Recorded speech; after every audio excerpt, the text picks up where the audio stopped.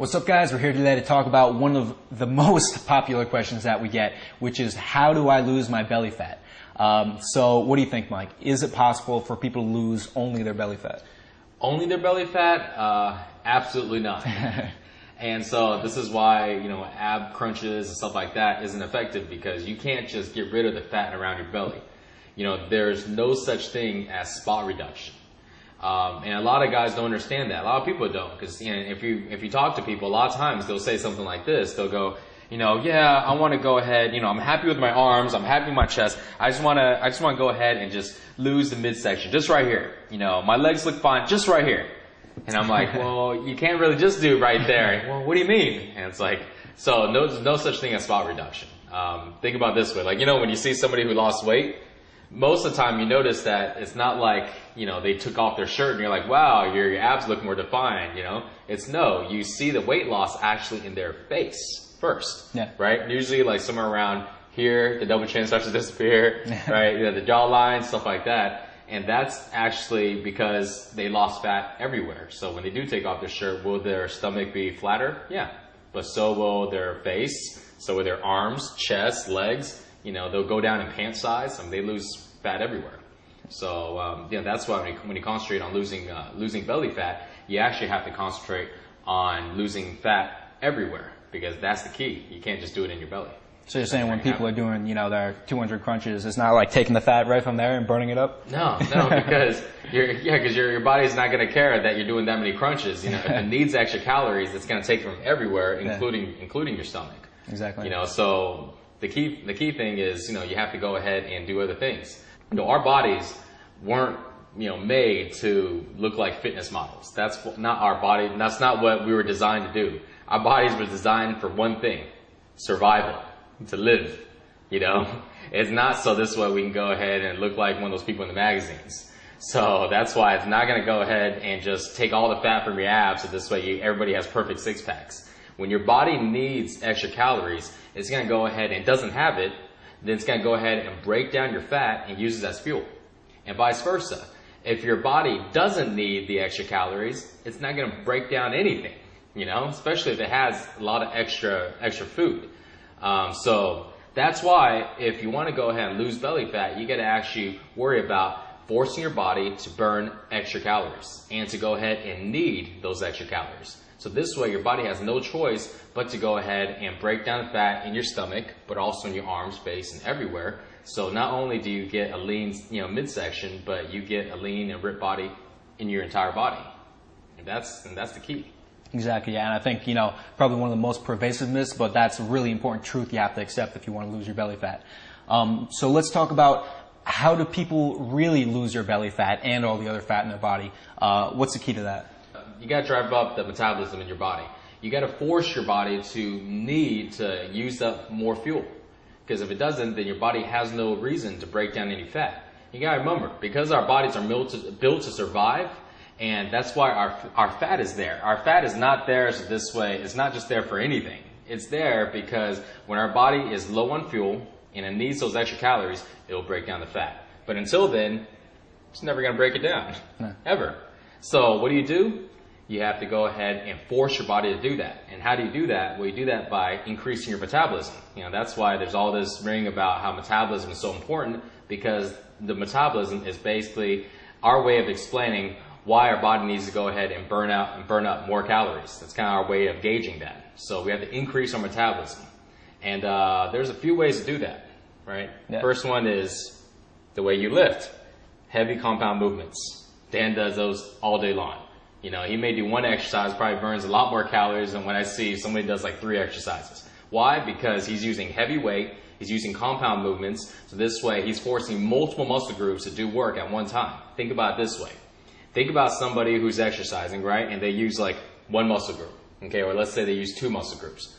Versus, let's say if Dan's exercising and he uses 5 muscle groups, okay. And so you may do one exercise that uses 2, and Dan does an exercise that does 5. Well, who's doing more work? Somebody who's using 5 muscle groups at one time, or somebody who's only using 2? Of course, the 5. So what happens? If your body does more work, it needs more calories. If it needs more calories, and they ate the same amount of food, exactly identical, well, guess what? where is Dan's body going to get those extra calories from?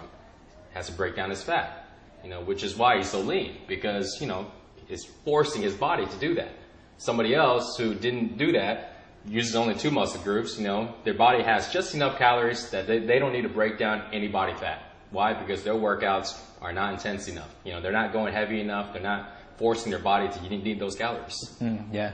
And so that heavy compound exercise is like really, really such an important key. And nobody thinks about that as a way to lose weight, but no, really they think like, I'm not going to be a power lifter. Yeah, I'm exactly. Heavy, Yeah. But no, it's not like that. Exactly, yeah. And we've said this in a few other videos too, but heavy compound exercises and increasing metabolism are the reason why we can eat tons and tons of food and still stay lean. Exactly. And like, I really believe that those people who are trying to diet and stay lean through just eating a very, very low amount of calories, you can do that for a little while, but can you really do that for the rest of your life? I mean, it's not sustainable. Their body's a plateau. Yeah, exactly. It's like we talked about in another video, when they diet, their metabolism just crashes. Yeah. And it just crashes, and their body actually burns less calories when they diet. So at the end, remember, our main goal here is to force our bodies to burn more, not less. So it's a catch-22. It doesn't work that way. Exactly, and this has been like one of the most important things you taught me. Once you increase your metabolism, very easy to become lean, and you don't have to stress about your diet so much, which is great. Yeah, another key thing to do is to increase your metabolism is keeping your rest times short. So now this is very tricky, because when guys lift heavy, they think, well, I'm gonna go ahead and lift heavy, then I'm gonna sit here and relax for like 3 to 4 minutes, right? So I can get all my strength back, because they're still thinking like a power lifter, right? The main goal is to go ahead and push all this weight. No, the main goal is to go ahead and force your body to use as much calories as you can. So when you lift heavy, that's why you're forcing your muscles to do more work, burns more calories. But when you go ahead and decrease your rest times and make your rest times so short, what you're doing now is you're making your muscles have to work even harder, because your muscles worked hard, they used up a lot of energy. And before you're able to go ahead and reload all the energy and recuperate all the way, you go ahead and do another set. Keeping your rest times very low, and I mean anywhere from about 15 maybe to about 20 seconds. But at the same time, you're still lifting heavy. Yeah. So your rep range may start to drop down pretty quickly. It's okay just as long as your form is okay. So you do that, force your muscles to do more work, shorter amount of time. That also keeps your heart rate super high, which also burns more calories. And those two things are the key, when it comes to increasing your metabolism. Exactly, yeah. And I think that type of workout that we do, it combines the best aspects of, like strength training and also cardio too, because your heart rate is elevated the entire time. And also, another factor that a lot of guys don't consider is that we're just doing way more sets per minute in the gym. Like a lot of guys will go to the gym for half an hour and they'll do maybe, like 5-8 sets, and the rest of the time is just spent talking. Whereas we can do like 15, 20 sets. Sometimes we do drop sets like back to back. So you're just doing more work per minute in the gym, so you're going to get more results. Yeah, that's actually a really good point. Sometimes when we don't have a lot of time, we've got literally 10 minutes, 12 minutes to go ahead and work something because we got to go. You know what? We still actually can get almost a full workout in like 10, 12 minutes. Yeah. You think about it, the way the rest times are set up, in about 12 minutes, I can actually get in about 9 sets. Yeah. That you can work your chest, you can work your biceps, you can work a whole muscle group. And the time it takes somebody to, go ahead and go to the gym, put on their headphones, take a sip of water, and then walk on a treadmill to warm up. Yeah. We're done already. So think about it. Sometimes if we do work out for like an hour, we did more work than somebody, spending like 2 days or 3 days working out, because we're able to get so much volume in because of how short those rest times are. Exactly, yeah. And I remember this one time I was in a hotel gym and it was going to close in 10 minutes. I'm like, man, what can I do in 10 minutes that's going to be effective? So I'm like, okay, so all I'm going to do, because there was like nothing there except like a pull-up bar, I'm going to do 100 pull-ups with as little rest time between sets as I can. And I do 100 pull-ups, and that was like a really good workout. Yeah. In just 10 minutes with like no equipment. So, obviously that's not going to cut it in the long term, but that's how much more you can accomplish in the time if you minimize the rest. Yeah, and I bet you're pretty sore from that too. Yeah, definitely.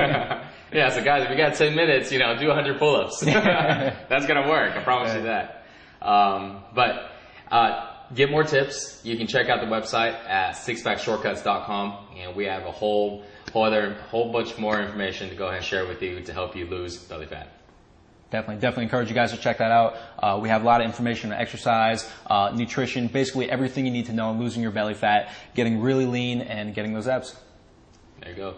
See you guys next time.